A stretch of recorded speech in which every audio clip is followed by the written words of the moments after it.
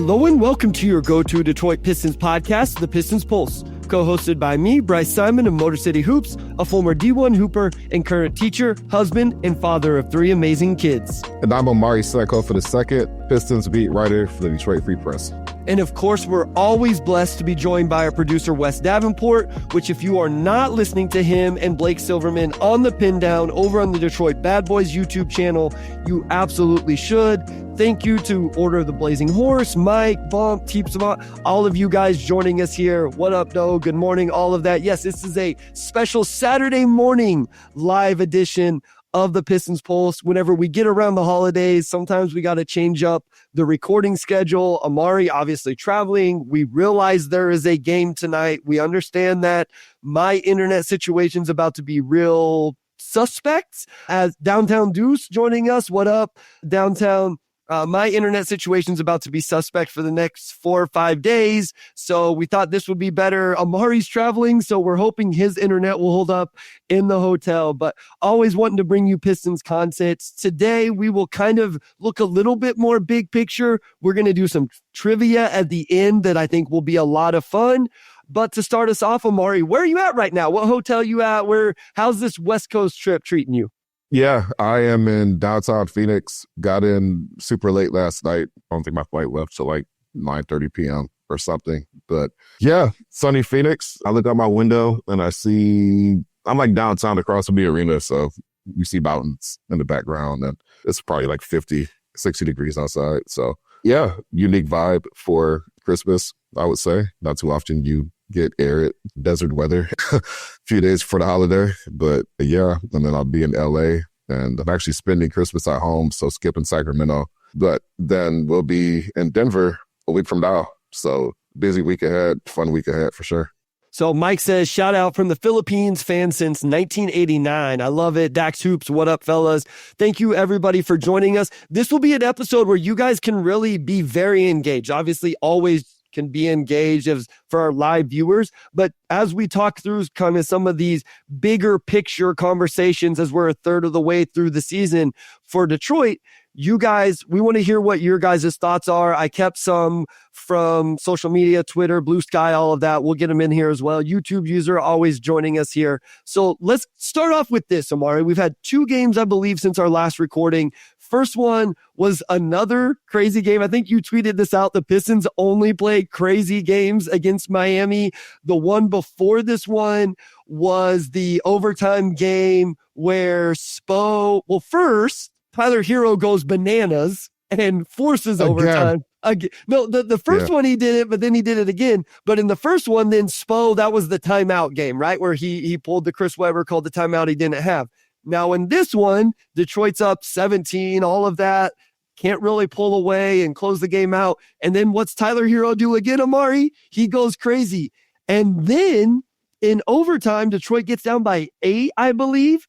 And then Tim Hardaway Jr. decides it's his turn. So your takeaway from that Miami game before we talk about the most recent one. Yeah, crazy game. I always joke. It's just a newspaper joke.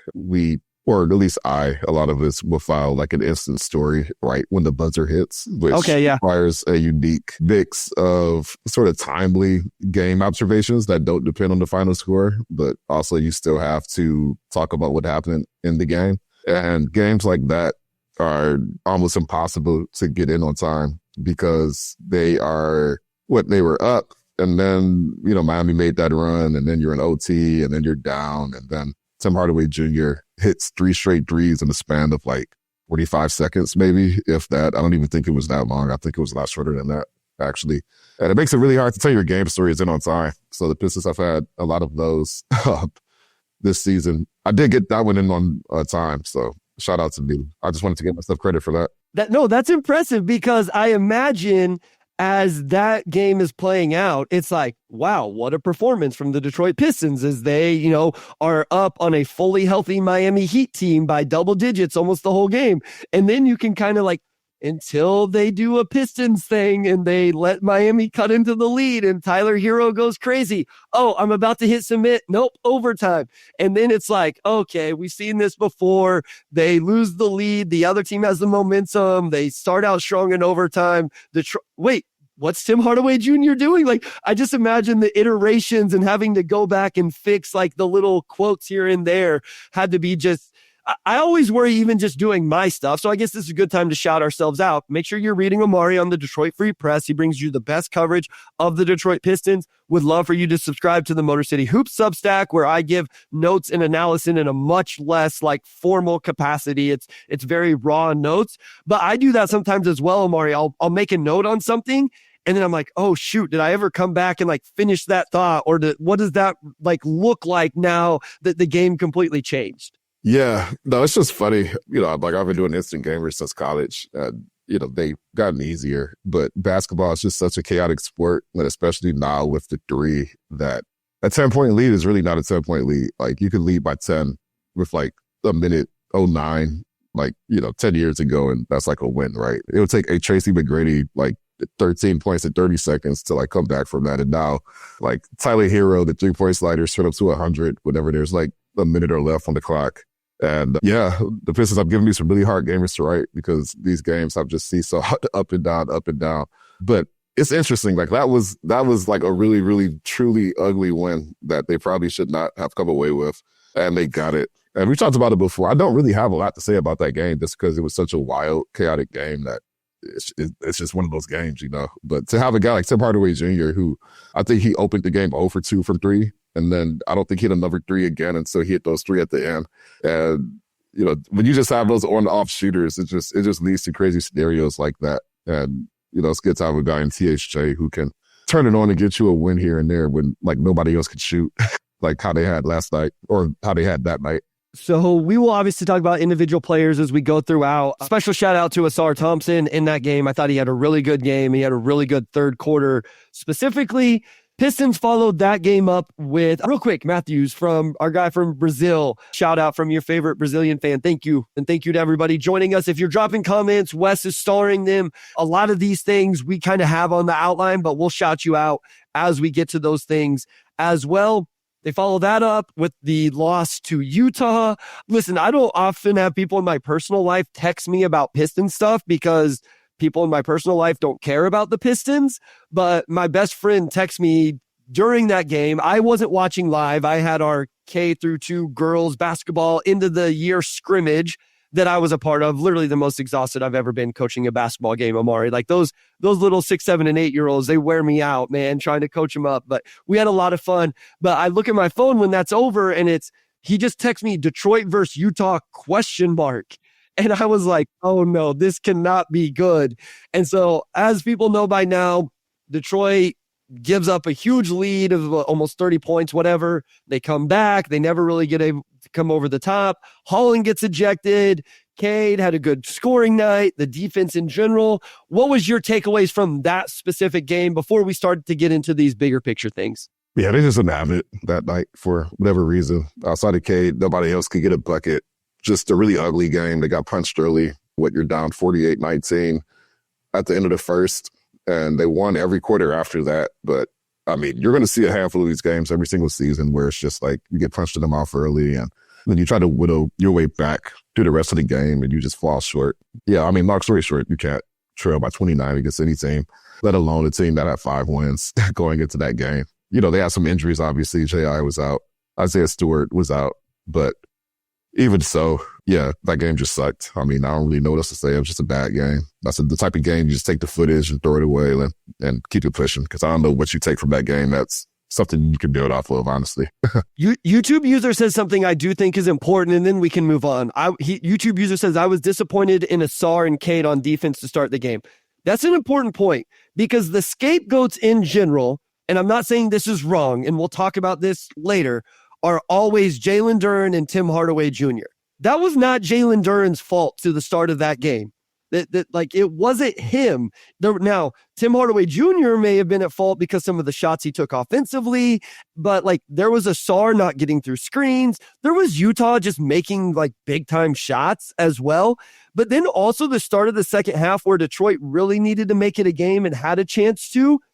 THJ and Duren were not involved in either of those 3-point makes to start the second half. So I'm not here defending their defense. That's not what I'm trying to do, big picture. What I'm saying is it wasn't specifically them or just them in that game. And I feel like it's always, the Pistons gave up 49 points in a quarter. Duren must have sucked on defense. That wasn't the sole case in this game. Duren hasn't been good on defense, but it was other people's at fault in that game, including the offense, and then a bigger picture thing I'll save for later on. So any other thoughts about that game, or are you ready to roll into the big picture third of the year takeaways? The only thing I would say is that I think Utah was like 9 for 13 from 3 or something like that first quarter. And especially now with just how good teams are like shooting from 3. Like it used to be that like every team had like 1 or 2 guys who could like big knock down threes. And like that game, Colin Sexton and like Keontae was awesome in that game. Keontae's very inefficient overall, Omari, but he can have nights like that, and he had one. Yeah, I mean, both of those guys are 3 for 3 in the first. And yeah, like you said, it wasn't Duren. Like they were giving up too many open threes, but it's also just in today's NBA, like teams could just get into a groove early, and next thing you know, you're down 29 because they knocked down 6 or 7 threes in a row. And the Pistons have had that happen a few times this season. It's happened to other teams as well. People talk about the 3 ball, bringing the game down and this and that. But the flip side of it is that it really has created some truly wacky, games you normally don't see, just because things can flip one way or the other so quickly. So yeah, long story short, like, it's just weird to watch basketball now where you can trail by 29, just because you failed to close out on a handful of threes. Like the league's just such a weird place right now with the way teams can score. And, people kind of saw that, and that's a bad loss, but teams aren't going to shoot that well from 3 to open games more often than not anyway. So we'll see how they respond tonight against Phoenix. But to me, that was just an outlier. Like if the guys shoot that well from 3 early and you're down 29 instead of 11 or whatever, then that's just a tough one. 2 things. One, I would like to have this conversation in the offseason. This whole 3-point has ruined the game, people not liking the way the game is played today and some stuff like that. So we'll revisit it because this isn't the episode to do it, but I do have thoughts. 2, I'm glad you brought up how they respond on Saturday night. A lot of you, when you listen to this, if you're not with us live right now, probably are going to be listening after the fact. The one thing I'll say is we have seen this team be able to respond when they really needed to. Now, sometimes it takes a couple losses. I'm not saying it will be on Saturday night against the Suns, but we have seen this team respond throughout the year. So let's get into some of the other takeaways. First thing, I think we have to start with Cade Cunningham. Omari, I don't know that we need to talk about his offense. He's been really good. We all know this. I threw out a stat the other day about guys that have averaged, I think at the time it was 23.5, 7.5, 9.5, and it hasn't been done that many times over the last 20 years. Obviously, Cade has only done it through 23 games, and as we record, he's actually under 7.5 assists. So take that for what it's worth. Offense has been awesome. Turnovers have to get better. Finishing around the rim continues to have to get better. I want to ask you about the defense, because that is one big area for me. And our guy, Order of the Blazing Horse, said his big takeaway is the same as the underrated thing to look for going into the season. Two-way Cade is the man. So what are your thoughts about Cade just in general and this idea of him being this all-around two-way player? Yeah, we've seen Cade for stretches be that type of guy, right? I think we've seen it much more this season.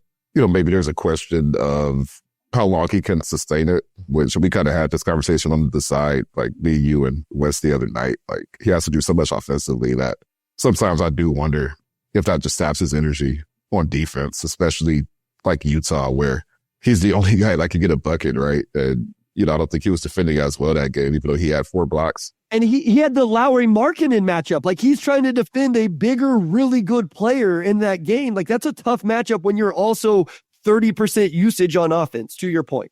Yeah. No, I mean, that's a super tough matchup. And from that 4 blocks in that game, I thought was really impressive. Also because he started the season off strong as a shot blocker, and then he kind of fell off, and that game kind of put him back where he was pretty close to it. But long story short, like, I think Cade, the way he defends, like, he can impact the game defensively in ways that a lot of elite ball handlers cannot. I looked at it the other day. The way he blocks shots is closer to that of like the bigger wings or guys who play bigger like Derek White rather than maybe like an Anthony Edwards or somebody like that. I think we've seen Cade make strides on defense this season. And if the Pistons are ever able to add somebody next to him that can at least take off like half of that scoring load, then I do think he's a guy that could be a perennial, like one of the best two-way guys in the league every single year because he's got that capability.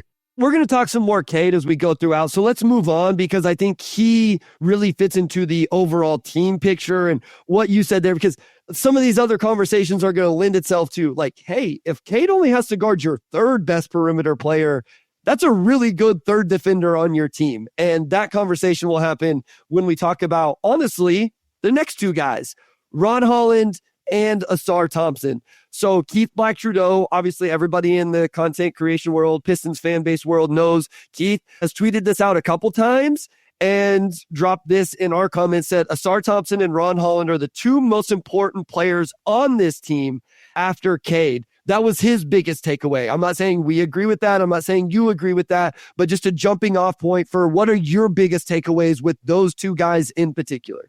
Yeah. When they checked into the game against Utah, like you could just feel the energy shift. And they are two players. I mean, Ron all season when he checks in, you could just like, he's always noticeable. Like there are not too many moments where Ron's on the floor and you don't notice him, right? Like he's always doing something. We know Ausar has that quality. And against Utah, like, but you just see how much of a wrecking crew that they can be, how much energy they give on defense and just overall in a game like that, where like that easily could have been a 30-point blowout. And, they fought the rest of the way. I thought Ron and Ausar had a lot to do with that. And I mean, look, you have two guys, around 6'6", 6'7", like really athletic in their own way, can play make, can, get to the rim, do all these kind of toolsy things you need. And, like these guys are difference makers for the Pistons. And I think we're seeing more and more how they're able to complement with Cade and make things easier for him just with their defense and cutting and rebounds and things like that. So I thought they had a really fun game against Utah, even though they lost. And, we talk about just what certain guys could bring to this team. And we'll talk about that later, I know. But to have two 6'4" who can do what they do, I think has been a really big lift for this team so far. So I will say before the year, I don't think I could have agreed with this.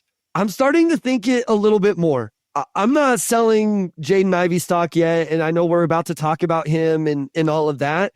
But the idea of two guys that defend at the level that Ron and Ausar do next to Cade, if you put the other right pieces around them, Omari, is really, really intriguing to me. I love what those guys bring defensively. And Omari, one of my points I was going to make on the defensive end is those guys are disruptive. So I think part of the Pistons' defensive problem is they don't take anything away from the offense. They don't make the offense uncomfortable. I thought we saw that with Utah.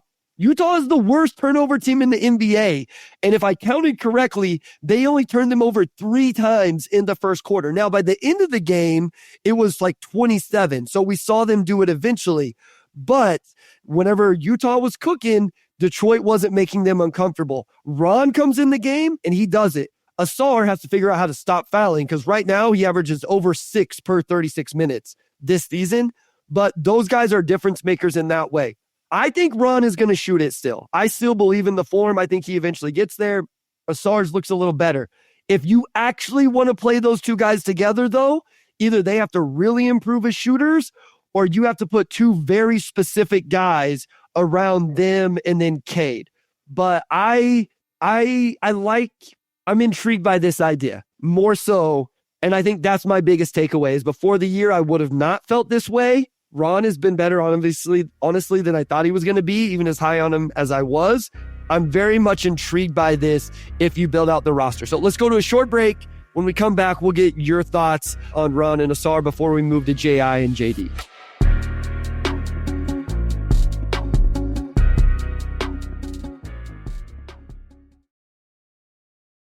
We're back with segment 2, and we're going to stick on this Ausar Ron topic for a little bit. But yes, I mean, to be 28 games into the season, a little bit past the 1/3 point, I think by the end of the year, you wanted to be able to say that Ron and Ausar were this kind of wrecking crew for his team, right? They come in and impact things defensively with their athleticism. They don't take too much away offensively with their lack of shooting that you can survive and make that work.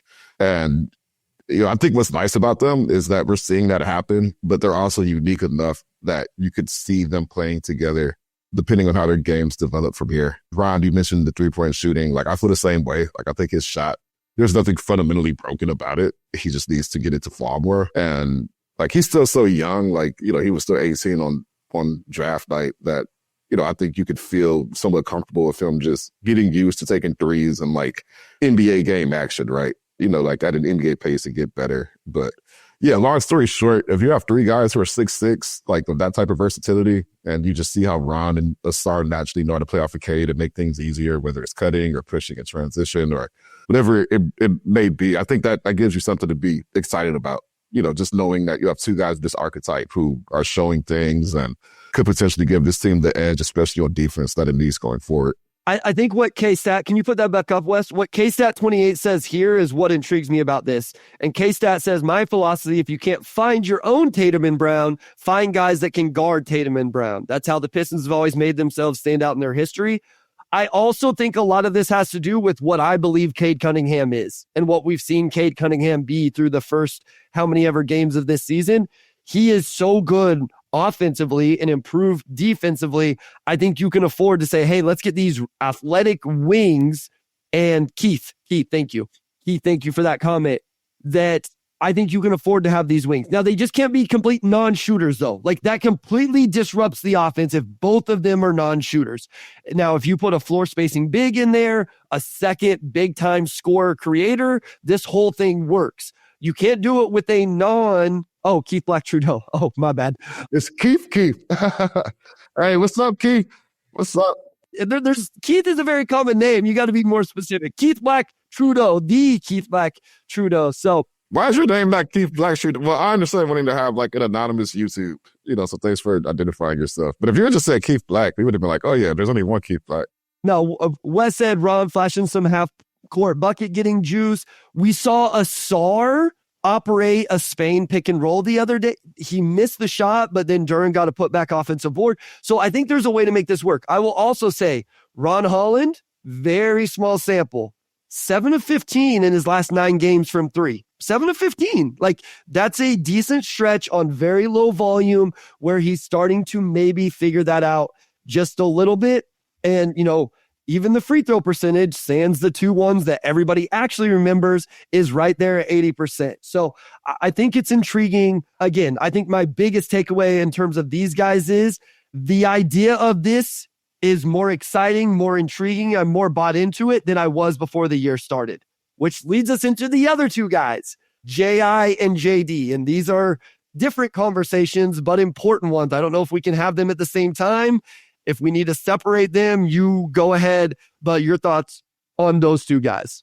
Yeah, I think through the 1/3 part of the season, they are still defining, I think, their fits with this franchise and exactly what it is that they bring, that can contribute to winning night in and night out, which for them is just the conversation with them compared to Ron and Ausar is just so fundamentally different because of where they are timeline-wise. But, with J.I. and J.D., through the last 2/3 of the season, you want to see how they can sort of define their games and show how they can contribute to winning on this team. J.I., he's been solid this season. He's shooting the 3 a lot better. Overall scoring's up a bit. He's missed a couple games with the left knee. But before that, the previous 2 weeks, he had been in a bit of a scoring drought. And that's been his career thus far. He'll have a really strong month, and then he'll have, maybe 2 weeks here where he struggles a bit. Then they'll pick back up. It's been really up and down. With J.I., it's still, okay, you figured out the shooting, but what else can you bring, right? When you see Ausar, and not just to compare guys directly, but I think as we see this team win more games, we're starting to see more and more what this team really needs. And, if you're not bringing it defensively, then you really have to add a lot on offense, I think, to make up for that. And that's J.I.'s charge. J.D., I think you have to bring it defensively to really make your impact on this team. And 28 games, and I think those guys still are defining what they could do every single night to help this team move forward. Yeah, so Mr. Ray says J.I. may still be inconsistent, but he's actually shown improvement, progress as time goes on. Duren, I wouldn't disagree with that. I want to say on J.I. first, and then we can have the J.D. conversation.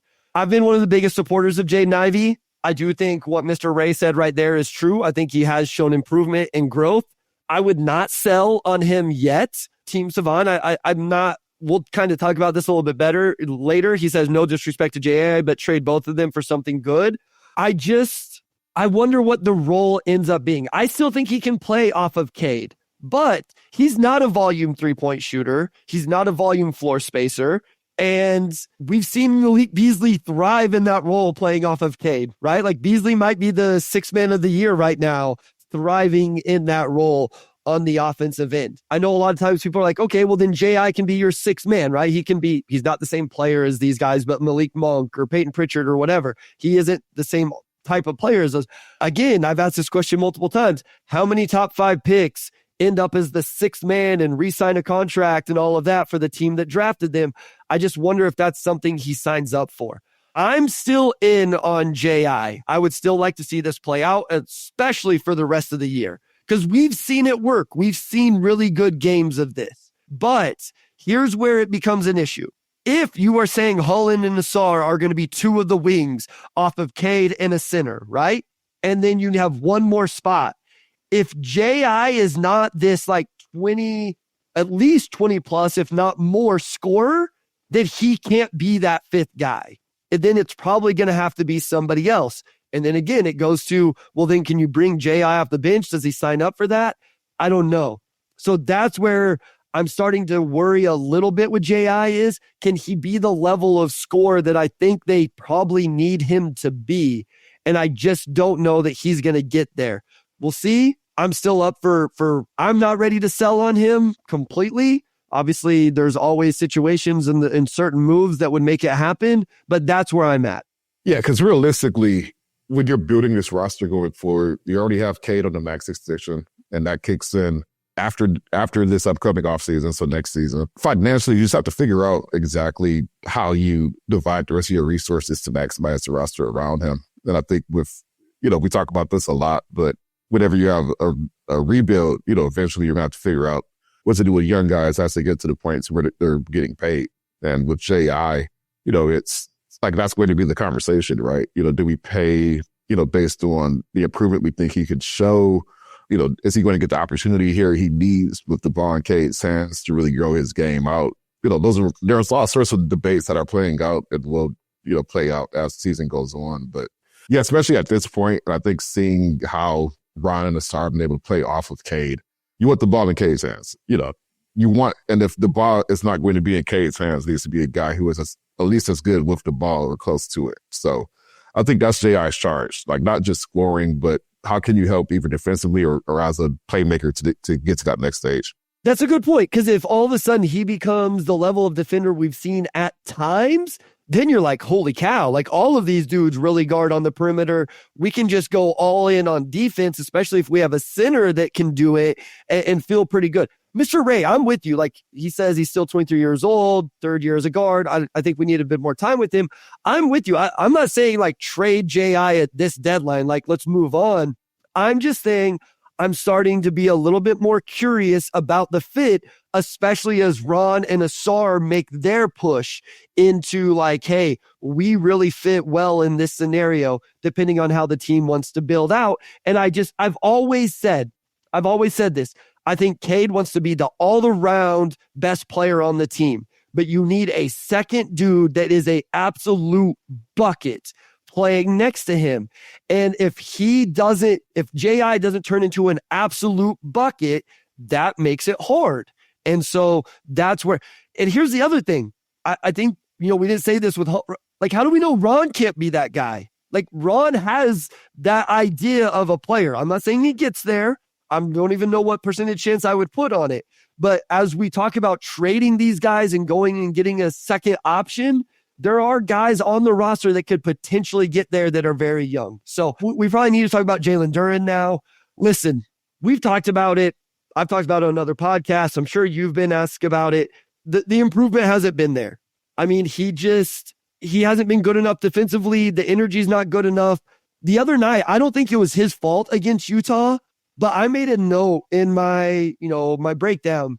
I didn't feel his presence, Omari. You know what? Paul Reed, and I'm not the biggest Paul Reed guy, especially compared to others, but when he's on the court, And in that game, he did make a positive defensive presence just by literally by putting his hands up. Like they were hard hedging and blitzing the ball handler, and he put his hands up and he got a steal. He did it again in the lane and got a steal. Again, I'm not here like pushing B-ball Paul as like a starting center in the NBA, but I thought it was night and day difference between the energy he brought and just the activity. And that's not a great look for JD.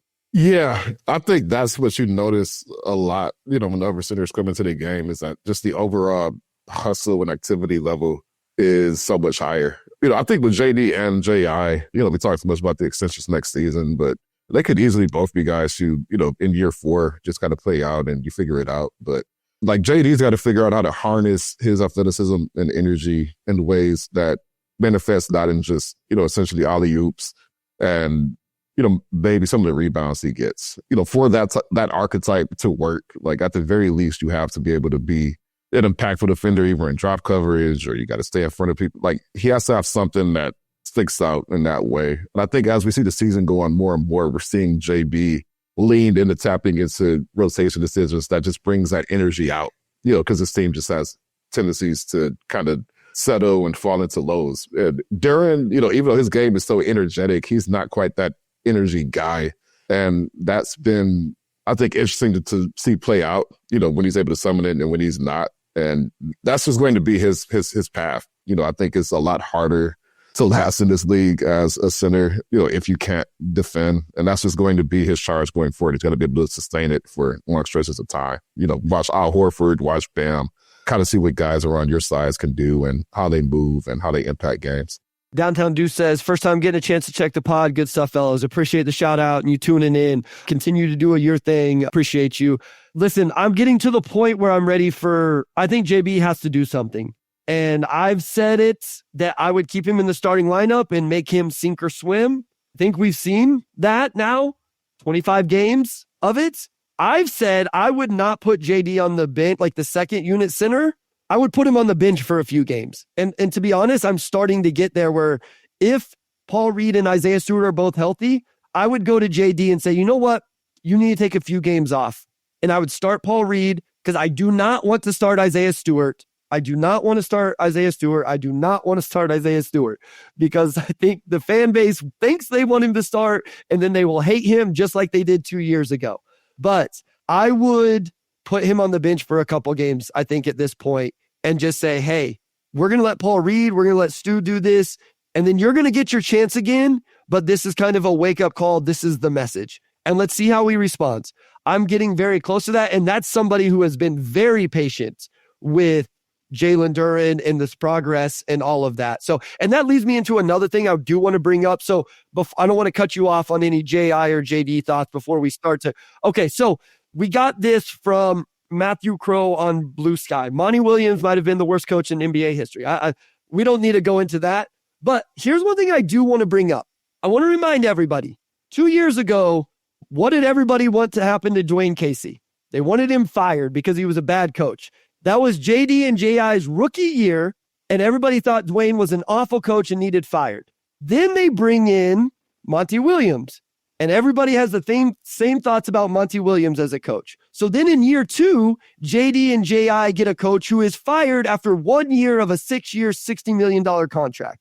I am not here trying to defend these guys, but if we are going to say that coaching is important, Omari, and we are going to say last year was a dumpster fire and 75% of the fan base wanted Casey fired, then can't we give these guys a little bit of freedom and a little bit of leniency that they are now in year 3 finally getting coached in a competent way based on how most people felt about the coaching they got in their first 2 years? So listen, I was cool with Dwayne Casey as well. I was on the other side of that. I'm just saying, I feel like at times we're talking out of both sides when we say this team was poorly coached for the last 2 years, and then we're mad because these two guys haven't improved at the way we want them to improve. Even if you did like Casey, last year and they went from Casey, fine, to Monty, dumpster fire, to this year. That's not always easy. So that's part of why, Omari, I'm a little more comfortable giving some leniency with them figuring it out. But I do think it's time to challenge JD in a real way. Yeah, and that's That's always an interesting debate to me. You kind of have like this nature versus nurture debate, like how much of it is coaching and how much can you blame inconsistent or uneven coaching for the first 2 years for where guys are in year 3.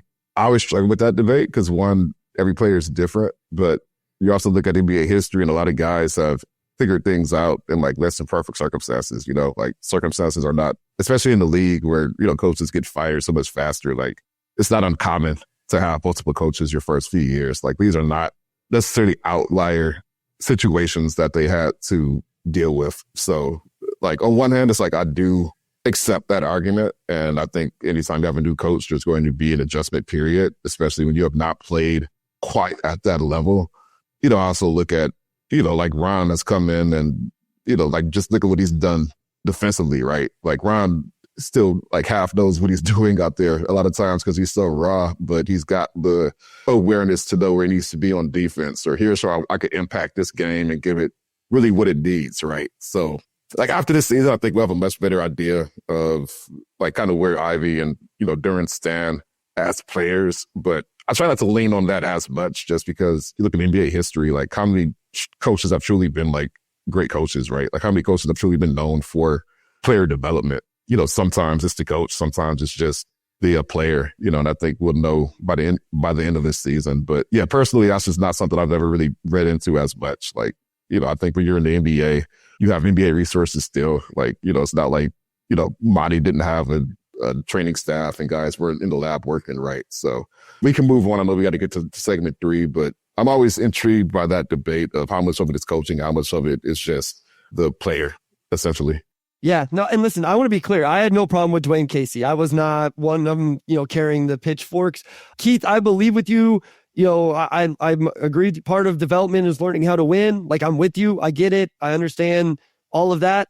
I don't think there's a starting center on this team. And at the end of the day, you invested a lottery pick in one of these guys and not in others. And I'm sure you'll disagree with me that it should matter what was invested in. He also has the highest ceiling of the 3, in my opinion. But I am losing patience as well in terms of, like, at some point you have to try something that's going to get it to change. So when we come back, we have a bunch of stuff starred. We have some other things in the outline. We'll get to all of that when we come back from this short break.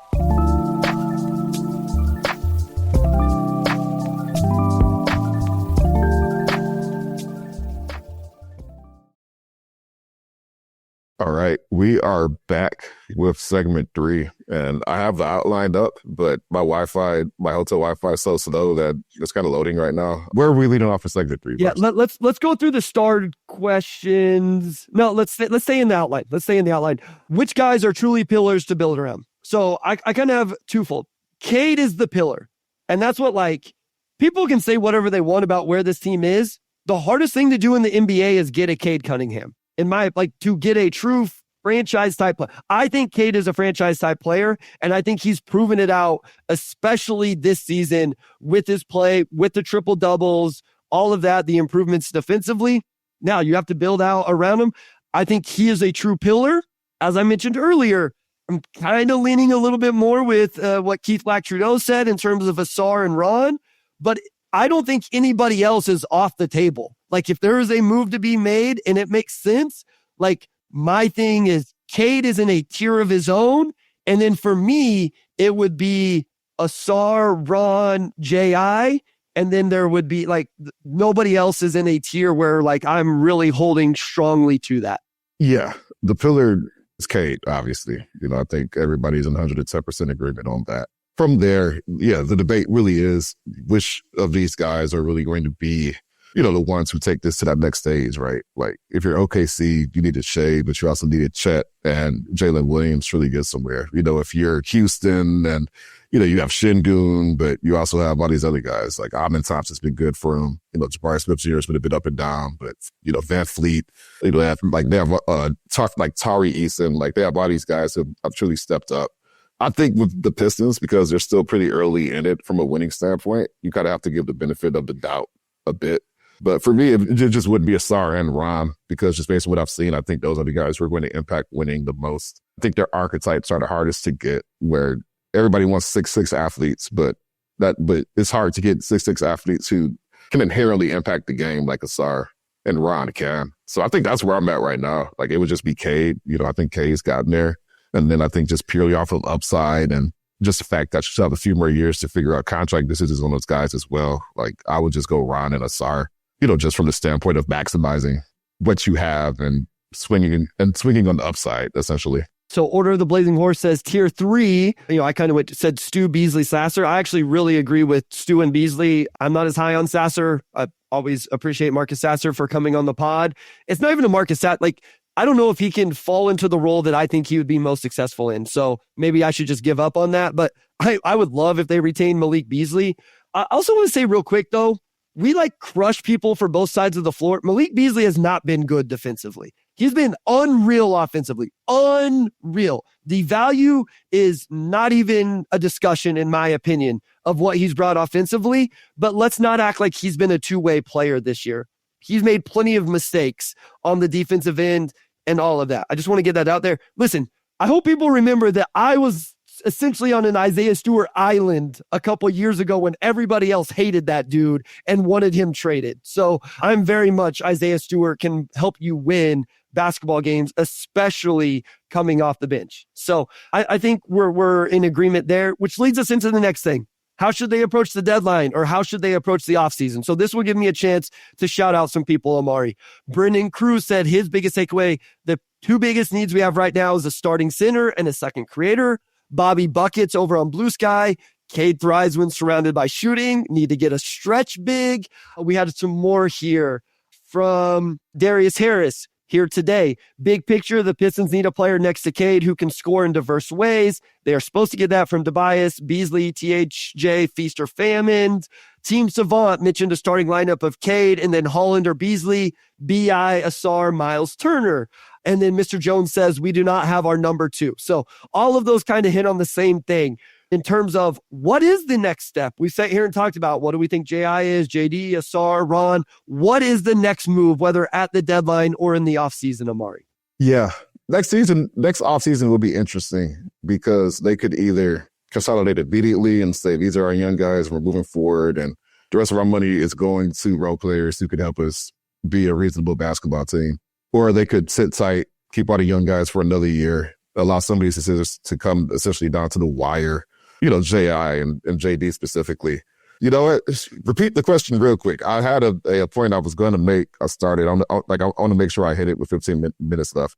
No, we're good. We're going to go over time today. We already talked about this because we're going to do the trivia at the end. So essentially it's just, what should the approach be? So I guess more specifically, do you agree that the biggest needs right now are that second scoring option and a center, specifically a stretch center, like a guy that can space the floor of some kind? Okay. Yeah. At this point, the question is just the core franchise building stuff. Like I talked about Jalen Williams and Chet, and you see what other teams have. It's like, yeah, you need that rim protector. You need that second scorer. Next offseason, I'm looking at an overall just team-wide autopsy. Like, how do we get to the next stage of being a potential playoff team? And if it's those two things, if that's what you need, then that's what I focus on next offseason. If that's through the draft and you're going to try to get an Ace Bailey or, Dylan Harper, like whoever, then you go that way.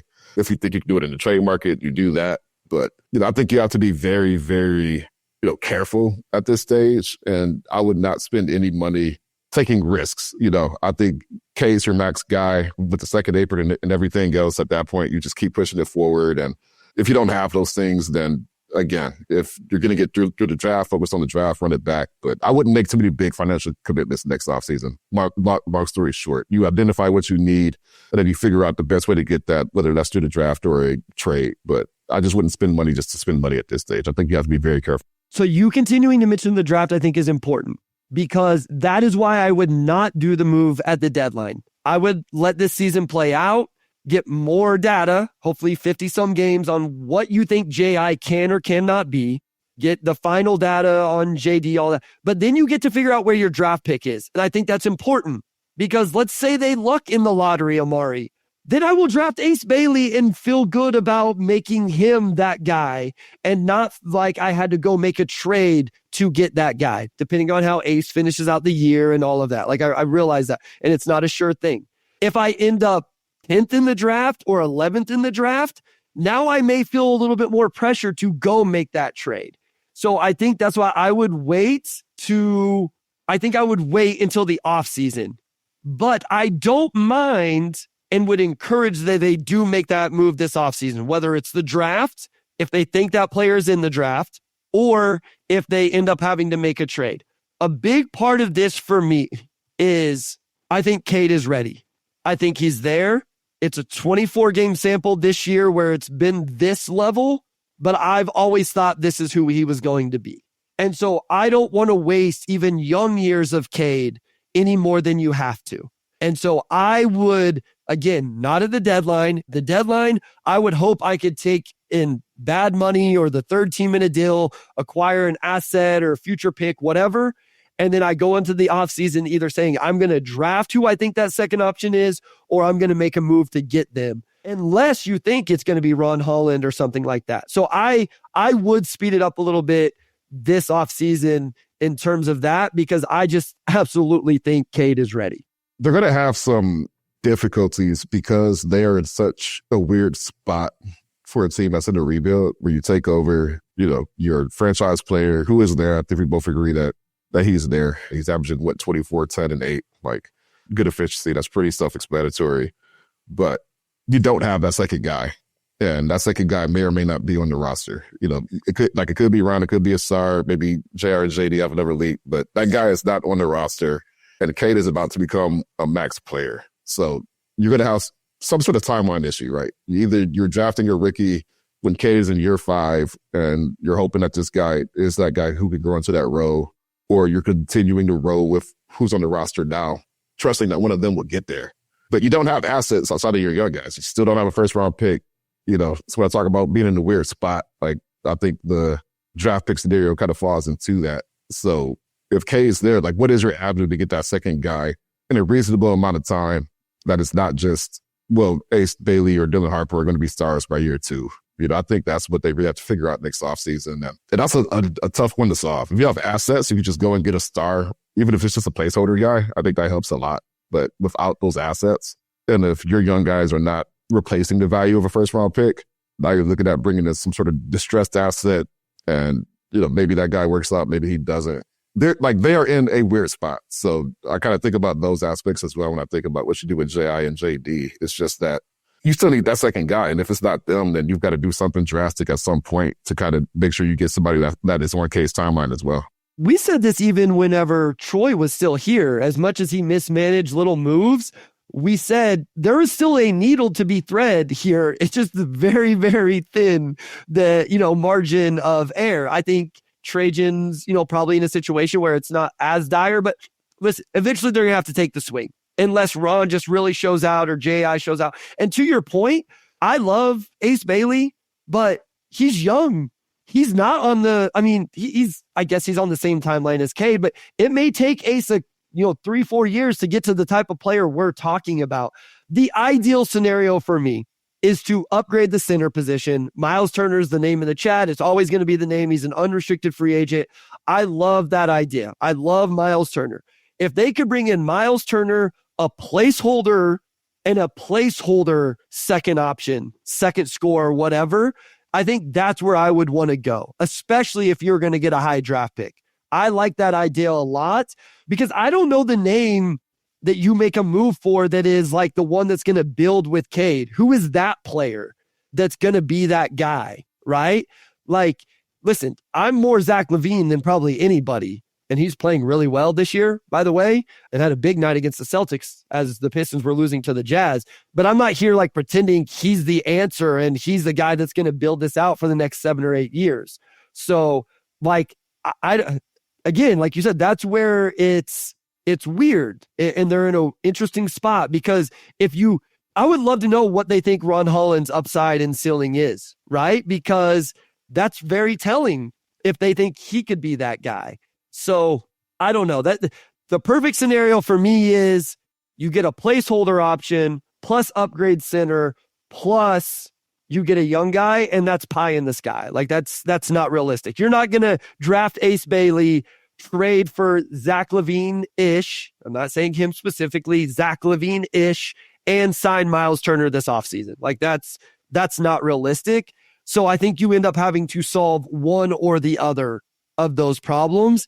The one thing I want to point out, and then I actually want to do the NBA draft thing because people actually ask about it. If people want Ausar and Ron to play together, I do think you need a stretch big. So, like, I love those guys, but if you're going to play them together, especially right now, it does kind of force your hand in what else you put around them, Omari. So that's kind of my final thoughts on all of that stuff. You have any takeaways from the third of the year? Because we got some NBA draft stuff, so it gives me a chance to work it into the episode. Yeah, the only other thing I would say is you look at the Pistons doing the maneuver they did with Paul Reed, to re-sign him essentially and save $4 million. And you look at the unique position in the league of being, probably one of the few teams that can actually take on assets. And we talk about timeline stuff and this and that.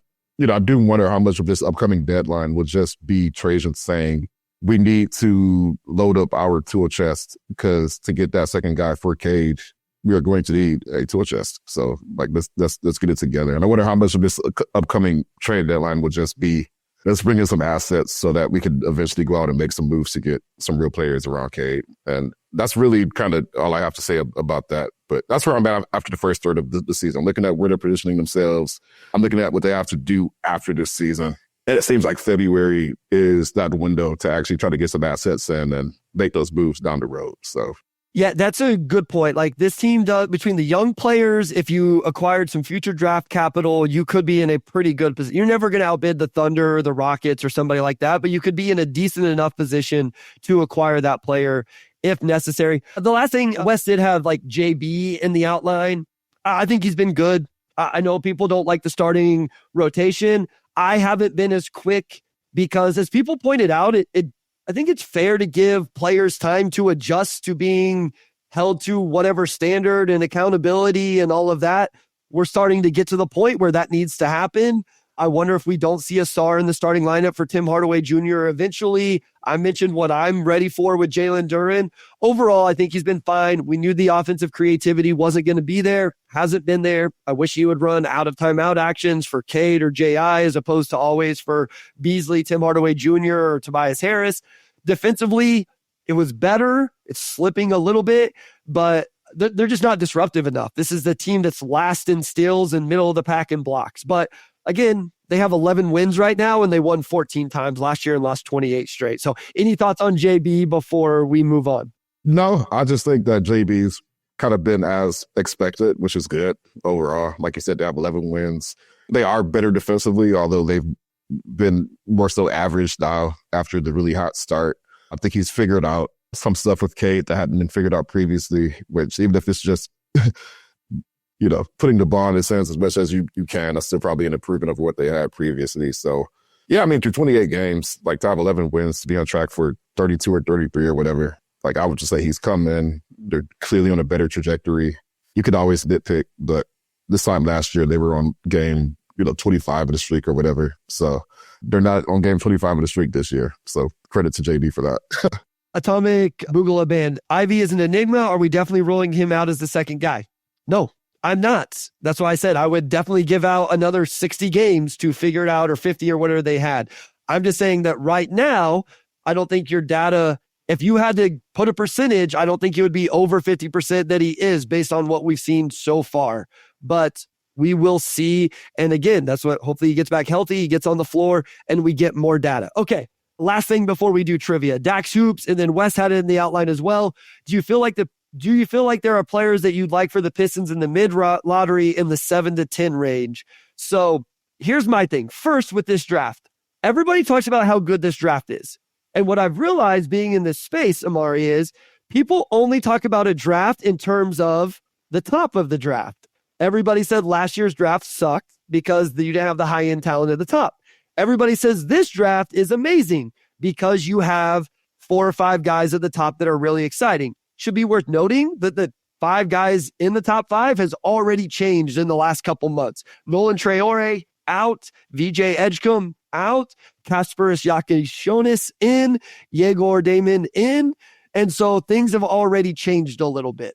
That I don't think, for me, that pick 10 on my board last year and number 10 on my board this year is that much different in terms of what you think you're getting. Now, obviously, we're wrong, right? Like, I had Jared McCain like right at the end of the lottery, and he's proven to be better than that. So I'm not saying that this is all right. I'm just saying if I look at who was number 10 on my board last year and who's at number 10 on my board this year, I don't know that I feel a whole lot differently about those guys in my evaluation. So I wanted to get that out there because I think when people hear that, oh, the 2025 draft is so good, they think the first round is just loaded with talent.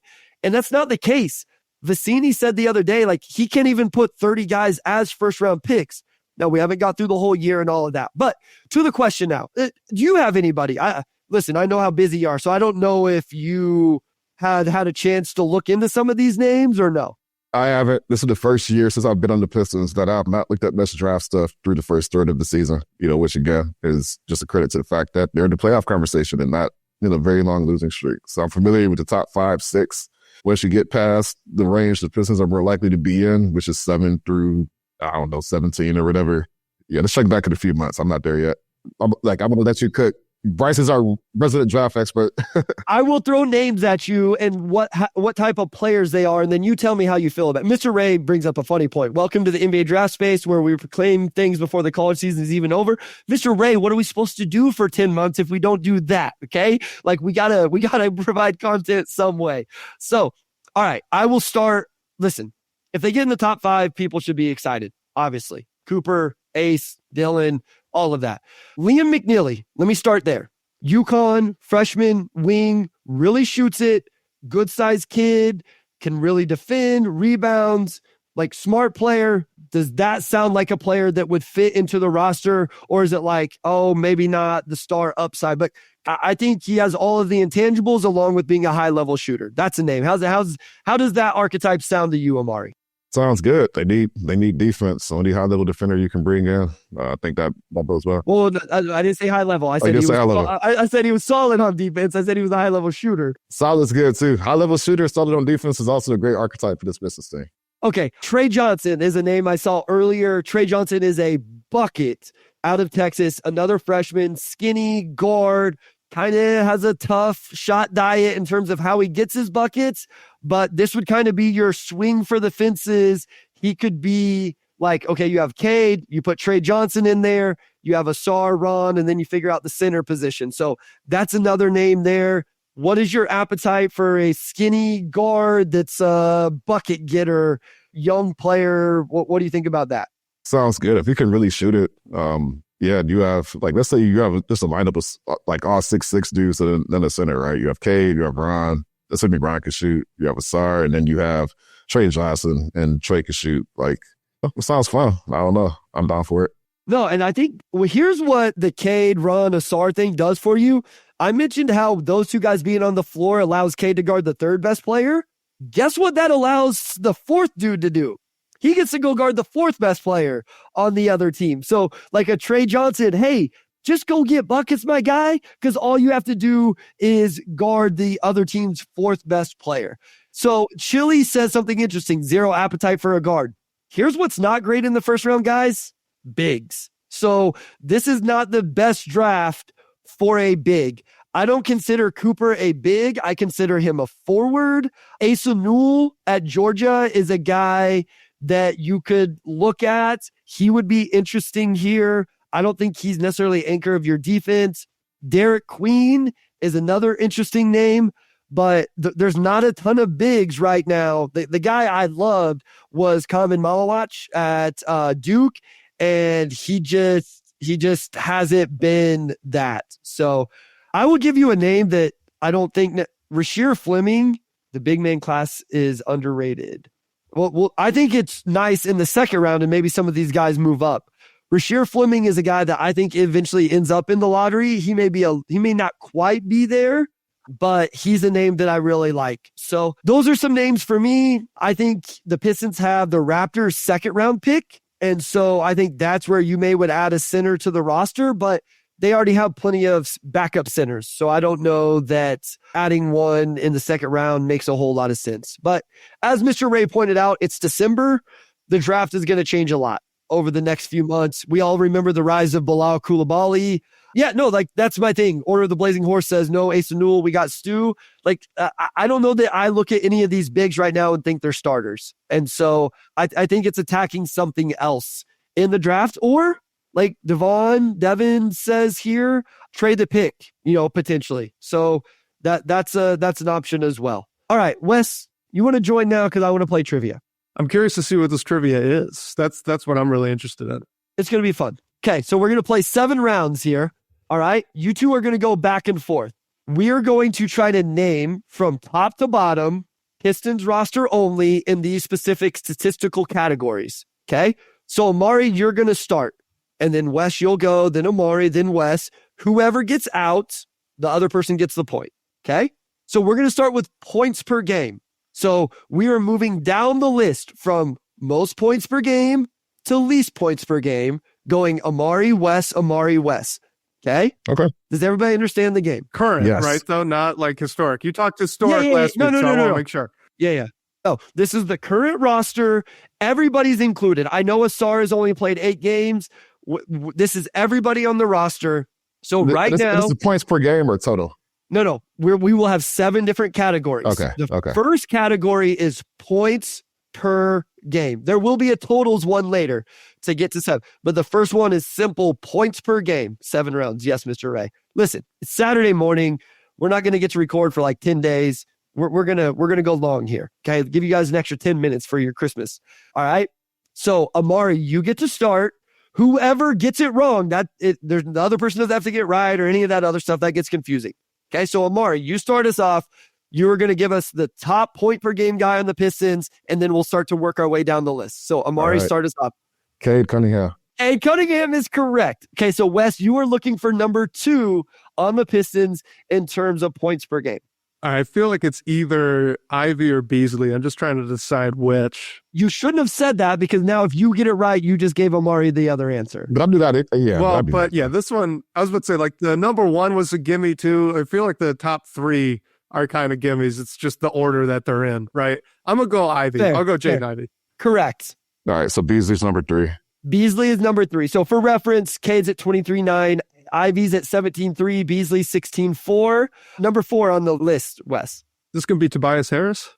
Tobias Harris at 13.7. This is where it gets fun. Number 5, Omari. Yeah, so we're at Cade, Ivy, Beasley, Harris. Tobias, and then who is number 5? Okay, so here's what I'll allow you guys. Like, you can pull up the roster, like just the roster if you guys want, just to make sure you're remembering all the names. Just don't go to B-Ball Reference and cheat. Yeah, I'm not gonna do that because I feel like I'm gonna accidentally pull up the stats. So I'm just stay here. As Keith Black Trudeau says, this is where it gets really sad. He's not wrong. So we have. I'm gonna go THJ. So we have some Jalen Durens in the chat. We have a Stu or THJ. Number 5. Who did you say? I said Omari? THJ for 5. THJ is number 5 at 9.8 per game. So now we are looking for number 6, Wes. Number 6. Okay, and so we went Cade, J.I., J.I. Beasley Harris, Beasley Tim Hardaway Jr. at 9.8. 9.8. Ooh, okay. Duren. I think Duren. Duren is number 6 at 8.8. Yes. We are now to number 7 on the list, Omari. Ooh, now this is where it gets dicey because I'm sure it's a bunch of guys within So for the record, the next 1, 2, 6 guys on this list are all within 2.4 points per game of each other. Yeah, I knew it was going to be like really, really, really close. All right, so I said THJ and then it was Duren, right? Yep. So I'm actually going to go Ausar. Ausar is the answer at 7.8 points per game. Oh, no. Let's go. All Let's right. go. Come on. We're looking go. for number 8 on no. this list. I thought I had For that. what it's worth, it now goes down to 6.4. The next 5 guys are between 6.4 and 5.4. 6.4. Who's averaging? So this next guy's averaging 6.4 points per game is what you just said, right? Yeah. I did pull up the roster next to me. It's on ESPN, so I don't have the actual numbers. So just want to make that clear since I'm looking away. Ooh. Love it. We get a Wendell Moore Jr. here. Everybody is available. Yeah, I mean, that's not a bad one. Just trying to cross out Nate. Is it Ron Holland? So close. Oh. Ron Holland averages 6.3 points. Simone Fontecchio Oh, that was my averages other guess. 6.4. I would have said Stu. Wow. Oh, Stu's So it low. goes Fontecchio 6'4", Sasser also at 6'4", Holland at 6'3", Stu at 6, B-Ball Pohl at 5'4". I probably wouldn't have counted Alondis Williams since it's one game, and then Wendell Moore Jr. at 4.3. Okay, so Omari gets the point. Very good. All right. Everybody understands the game now. So, Wes, you'll start off. Rebounds per game. Total just meaning offense and defense. So, rebounds per game. Omari is up 1-0 here. Second round, rebounds per game. Jalen Duren. Jalen Duren is correct. We're looking for number 2. Cade. Cade is number 2. Stu. Incorrect. Omari takes a 2-0 lead. Tobias. Really? Tobias. Okay. Yes. He has been rebounding pretty He well. has been, like he's yeah. averaging This like is a- 7, right? I mean, it's also a minutes thing. Like if you do per 36, Stu is second with over 2 more per 36 minutes. But Tobias really rebounds on the defensive end. So JD at 9, Cade over 7, Tobias right under 7, Stu at 6. Then it would have really gotten fun. So points per minute would have been a hilarious question. Yeah, that's very true. Okay. All right. So it is I would have got up 2-0. and left. Points per minute. I'll see Cade. Y'all later. Okay, 2-0. This one's going to get awesome. Okay, assists per game. Omari, you start off. Cade. Cade. Wes. It's got to be Ivy, right? Okay. It's Ivy. Okay. Yeah, don't overthink it. Yeah, don't overthink it. This is where it gets fun. Okay. Good luck, Omari. Looking for number 3. Duren. It is not Duren. Wes finally gets on the board. Tobias, 2.4. Ausar, 2.4. Duren, 2.3. So come on, man. I knew they were on that site. Like I was gonna say it's either Ausar or Duren, but Tobias is a good one too. Yeah, really, really, really good one there. So what do we have? Omari 2, West 1. So we played 3 games. 4, 5. Yeah. Okay. Now, again, this one will get interesting fast. Turnovers per game. West lead it off. Cade. Cade. Ivy. Ivy. Duren. Duren. Yes. Jalen Duren. I knew he was gonna Omari. be number 3. Yep. Just Now- off passing volume alone, it was gonna be Duren at 3. Nah. I don't even know. Who has just been like turnover prone or like passes a lot? Like I feel like it's gonna be some of these guys from like a certain So range. I will say this one's going to make a lot of sense once you hear the answer. But for the record, it's like this person's at 1.5 and 5 different guys average 1 or more. Ooh, I know the it's answer. Close. Well, I'm gonna go Tobias. That's my guess. Great guess. What was your guess going to be, Wes? Ausar.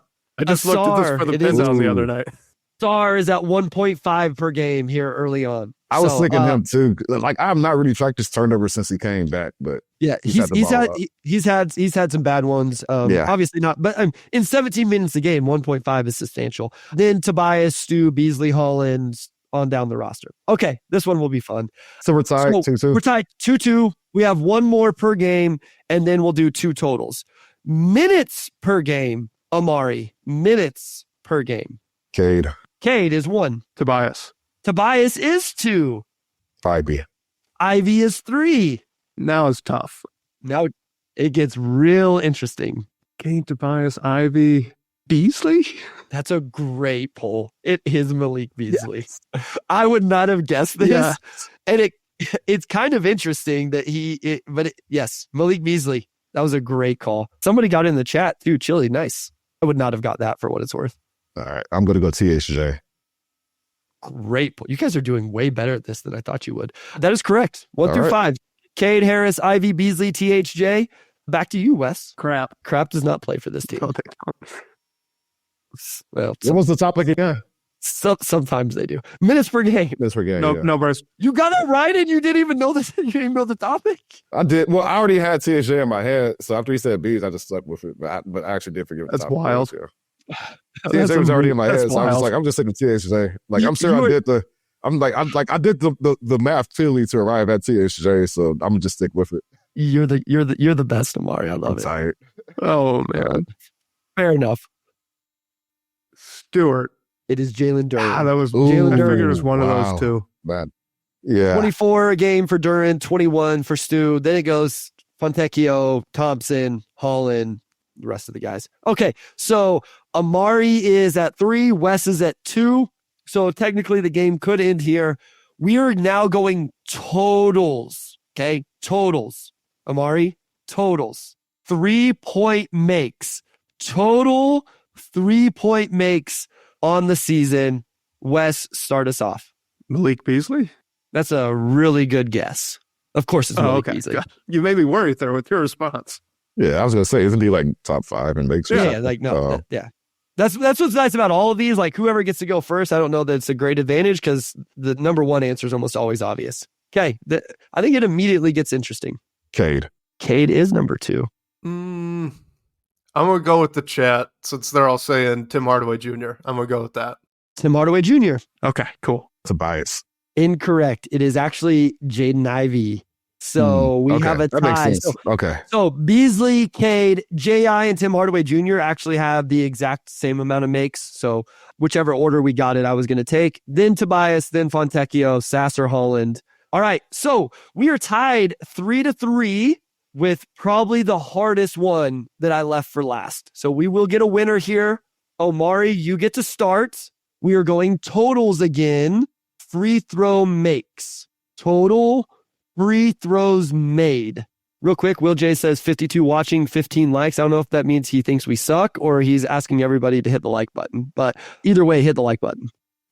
Total free throws made. It's like, I don't want to overthink it, but at the same time. Keith Black Trudeau, we should have just brought Keith on for this. Malik already more than halfway to the team record for threes in a season, by the way. Love it. That's good to know. Free throws made. Free throws made. I'm going to just go Cade, probably off volume. Cade. Okay. Don't overthink it. Okay. Don't overthink it. Ivy. Okay. Will J says hit the like button, please. All right. Appreciate it, Will J. Yeah. I was like, all right. I don't know which way you're going with this. I hope it's the asking everybody to hit the like button. All right. For what it's worth, one make difference between those two. Cade at 80, J.I. at 79. Yep. Wow. J.I.'s taken more than him. We're looking for number 3.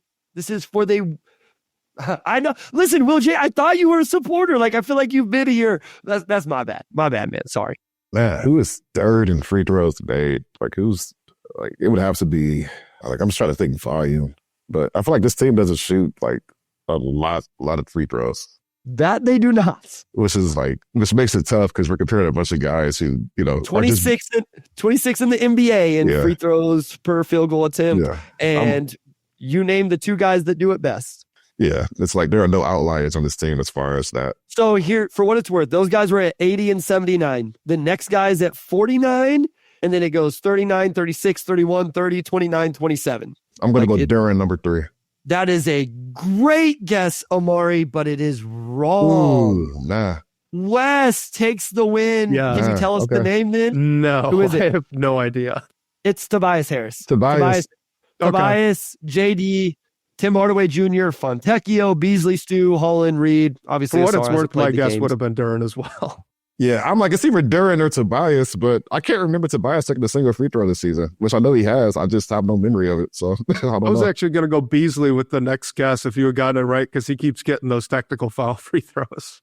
Yeah, he does. Duren has taken the 3rd most. So the reason Duren's probably most, but the 4th bait. Okay. So Duren's probably a bad answer solely because he's shooting 58% from the free throw line. But if you're just thinking volume, it made a lot of sense. That's basically all I did. I was just volume-wise, it's going to be JD. I just don't know if he has the makes. Yep. Sneaky regression there from the free throw line for Jalen Duren. So the trivia master wins the trivia session. I hope that was fun. I know somebody brought it up. I wish I could remember who suggested that we did it this way. It may have been YouTube user. So thank you for that. Hopefully you guys enjoyed it going into Christmas here. I know the episode ran a little bit longer than normal. We knew it was going to. But I thought this was something we could bring back, 2/3 of the way through the season, into the season, all of that. And whatever keeps me out of having to answer trivia questions, I am always for. So, Wes, thank you. That's the real plan here. Oh, 1,000%. There's always some calculation behind it. So, Wes, thank you. Make sure you guys are listening to Wes and Blake over on the Pin Down on the DBB YouTube channel. Thank you, everybody, for tuning in live. If you're listening after the fact, over Christmas, later, whatever, remember, we did record this on Saturday morning. We had to with, all of the stuff with Christmas, all of that, to get this out to you. we will be back a little over a week. It might be 10 days because Omari and I will both be in Denver. So once we both get back from that, we'll figure it out. But thank you guys so much. Omari, take it away, my guy. Again, we will also be in Denver next week. Me and Bryce will be recording from Denver next week. So tap in with us next weekend. They play, that game is Saturday, right? So Saturday night. Yep. Yeah. So we'll record either before the game or after the game Saturday or before Sunday. So we'll keep you all posted on that. Otherwise, big thanks to our audio producer, Robin Chan, our editor-in-chief, the co Avery Nichols. Big shout out to Wes Davenport, as always. And Merry Christmas, everybody. We'll talk to you all next week.